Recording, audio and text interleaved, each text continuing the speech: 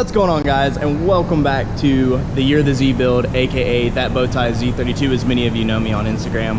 And here we are, episode 14, and I'm really sorry about what happened on episode 13. It was something that I didn't plan on, and it's something that I did not have a backup for, where my SD card actually ran out of memory. So after all the filming and everything, I didn't clear it off like I usually do after I do some editing, and we ran out of space. When we ran out of space, I couldn't record anything else, and I didn't know it as I was recording, or continued to record as I was going. So I lost out on a bunch of footage. I'm sorry about that, but you know, the video still came out pretty good, and it kind of left you guys with a little bit of a cliffhanger.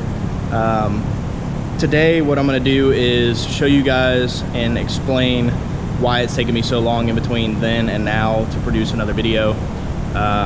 Dropped the video yesterday, which was May 6th. Yeah, May 6th.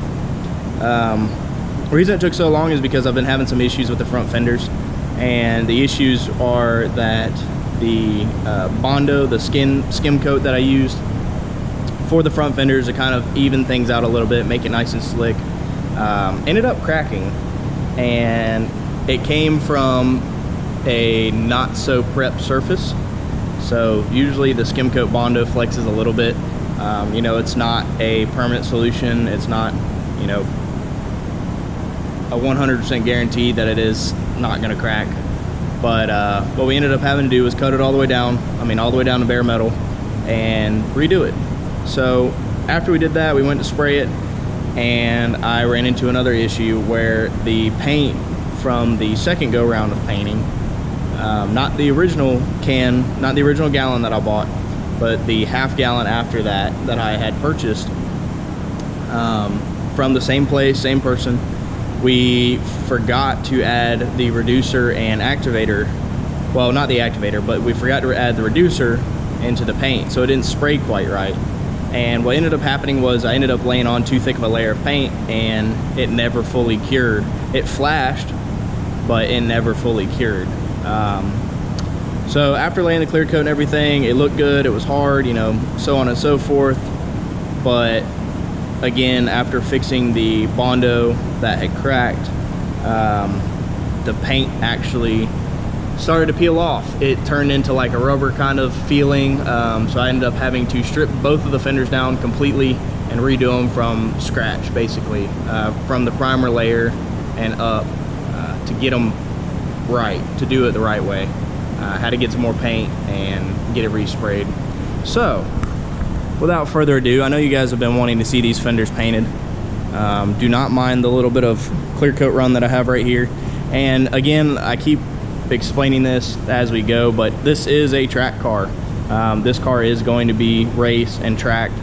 The paint is not going to be perfect. This is not a booth by any means. I just sprayed all this in open air, and it's not going to be perfect, and I'm okay with that. That is one thing that I had to understand, is that I have to be okay with the fact that this paint job is not going to be perfect, and it's not going to be a, you know, award-winning show car by any means. But I'm happy with it. I'm really am happy with it. There is a little bit of trash in it, but you guys can see this thing is just absolutely beautiful. I'm really excited about this. Even on the inside, you know, it's got that nice curve to it. So they're painted, they're curing right now. I just finished spraying the clear. I do have some clear runs I'm gonna have to sand out, but nothing too crazy. Just right here, there's a little bit of one, and then I got another little small one right there, as well as that one on that side. But I really wanted to see what you guys thought about the new fenders. You can see the beauty. What's up? They really came out great. I'm extremely happy with them. The hardest thing, again, is just, I'm such a perfectionist with this kind of stuff, but there's a limit to where you have to draw the line of saying, is this worth me spending, you know, right now fixing those fenders, and doing that was a necessity. But, you know, just on the paint alone, I'll probably have right at 20 hours or so in doing this, and, you know, trying to make them perfect. And it just, it's one of those where I had to draw a line of like, okay, just remember this is a track car. This is going to be raced. You're going to get rock chips. You're going to get stuff thrown at it. It does not have to be perfect. Do you want clear coat runs? No, not necessarily. Do you want trash in it? No, but the clear coat runs can be sanded out. The trash, some of it probably can, but I'm not really going to worry about it.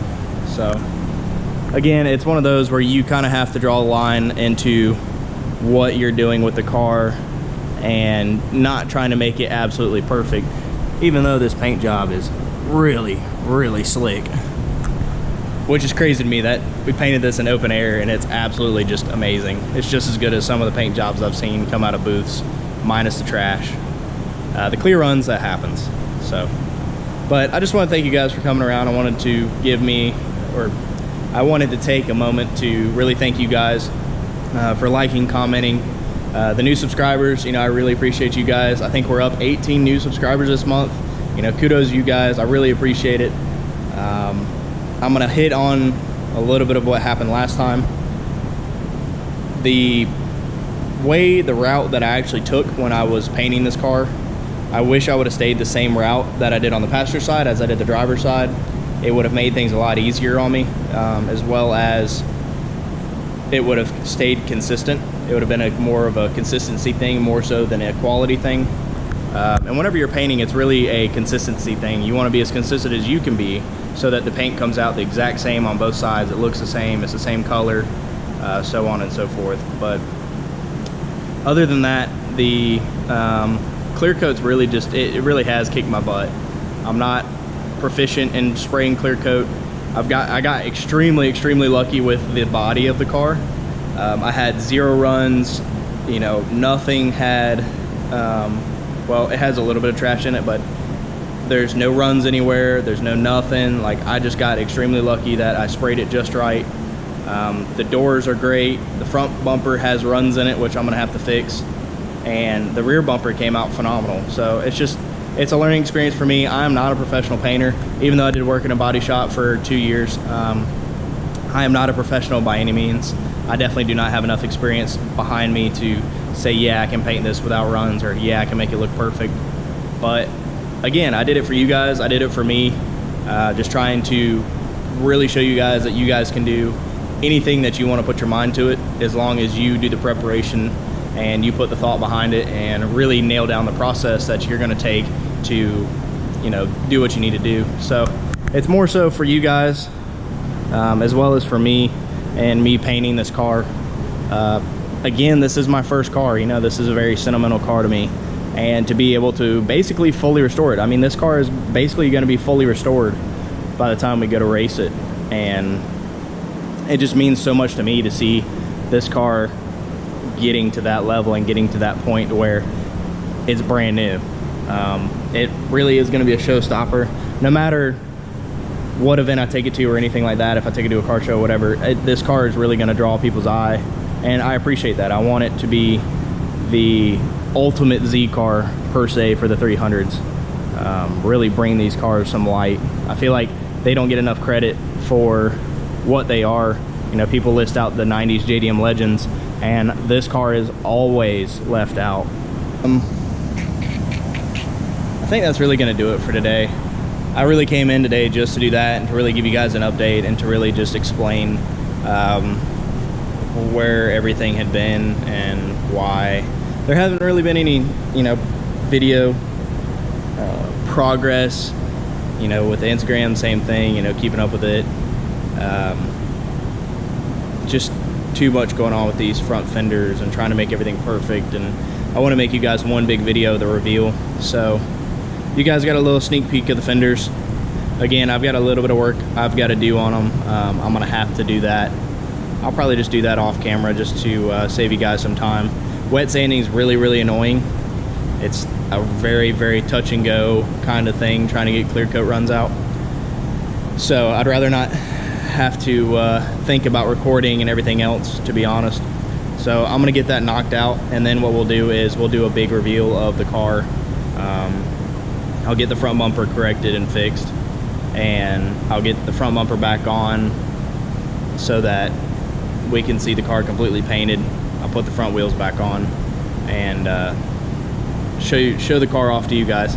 And then honestly, it's gonna be a time crunch. You know, Street Car Takeover is June 23rd through 25th in Charlotte, and this car is going to debut there. I've got it set in stone that this car is going to make it. So we're going to be under a lot of pressure, and we're going to be under a crunch time to be able to make it there. You know, today is May 7th. Yeah, May 7th. So we've got a little over a month and 2 weeks to be able to get this done. I've got some great friends that are going to help me out with it, and we are going to knock this thing out of the park so that you guys can come and see it if you want to at Charlotte Street Car Takeover.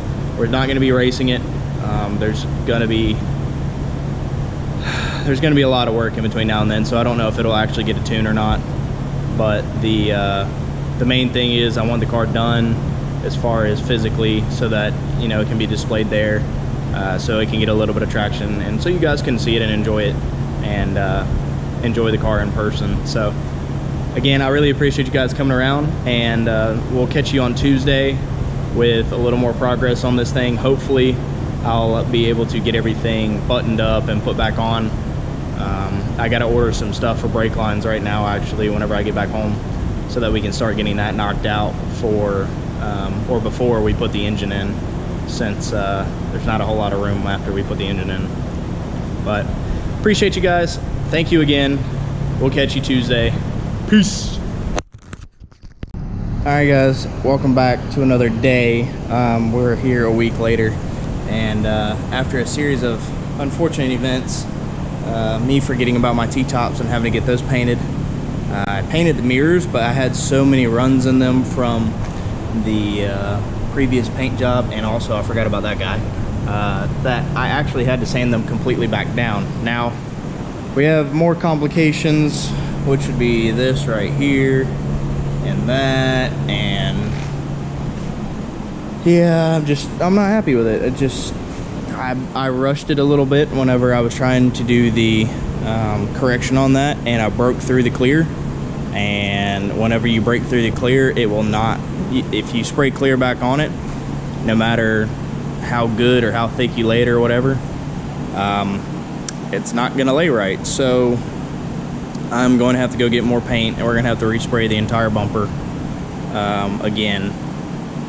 I went ahead and sanded it with 800 grit and just didn't even think about these spots. There was another one where a bug had landed in it, and I had to sand the clear, and I broke through. So just a series of you know, unfortunate events on this guy. These are good, and also, you know, the unfortunate situation that happened with this guy with it cracking, and then the paint was bubbling and all kinds of randomness. So I finally got this guy corrected. He's good to go. I'm really hoping that the clear that I laid on there was not too thick. I don't think it was. I honestly thought that was a little skinny on it in some aspects. Oh, I got a little spot right there that I missed. If you can see that, it's a little flat. I'm gonna have to grab the gun real quick and spray that. But other than that, this fender looks good. It has some discoloration in it just because of how I sprayed it and when I sprayed it. I'm not gonna worry about it. This fender has fought me so much that I'm okay with it having a little bit of discoloration to it. And again, at the end of the day, it is a track car, so I'm gonna spray that real quick. But that's kind of where I've been. This is kind of what I've been dealing with, and also been extremely busy with work, so it makes things a lot more complicated whenever I can't get here to actually work on things whenever I usually do on my set schedule, because just like everybody else, I have a lot of other stuff going on. So trying to fit in time to work on this sometimes just doesn't really happen. So that's kind of where I've been. That's why you haven't been getting perfect on-time weekly uploads.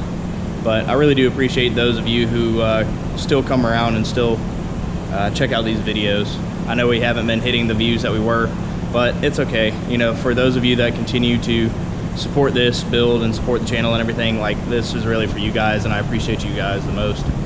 And yeah, so that'll be it for today.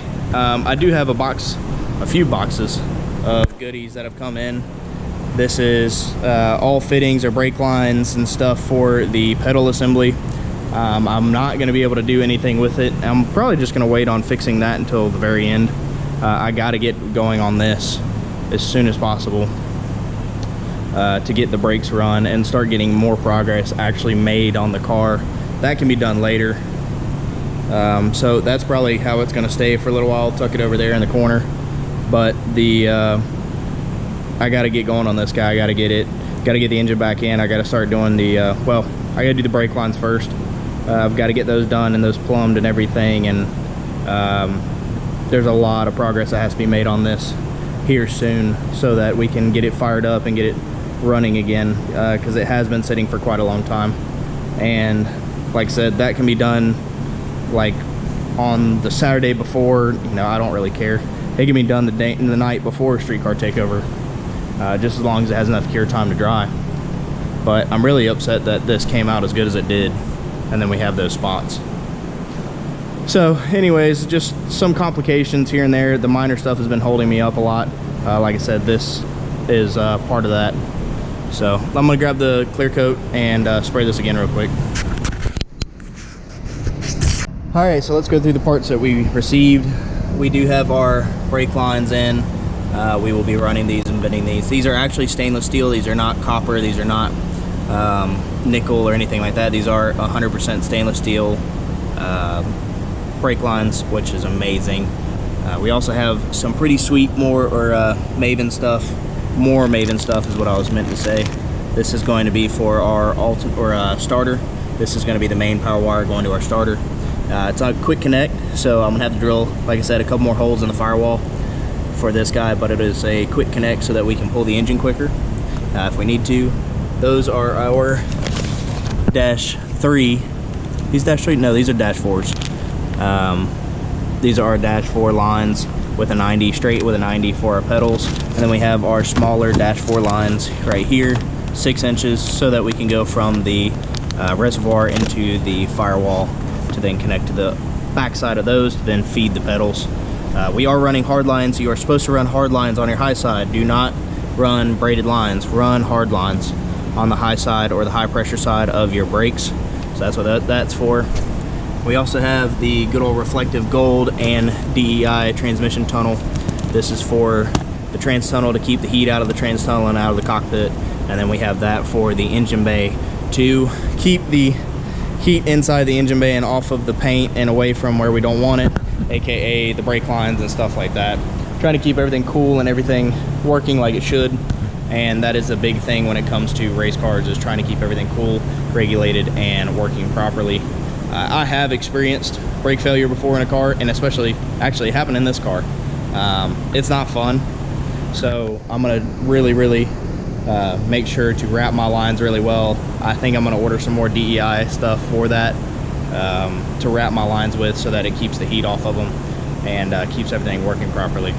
But this will be for where the headers are running down the side of the engine bay, and I'm gonna do most of the transmission tunnel itself with the silver, and then whatever I can't get will be the gold reflective wrap, probably on those 45 pieces that you see that I custom made for the main entrance to the transmission tunnel where the bell housing would sit. So that's gonna wrap it up for today, guys. Thank you again for coming around. It's been pretty crazy here lately with work, so I'm trying to make videos when I can, and can't wait to bring you guys some more content, and I'll catch you next time. Peace.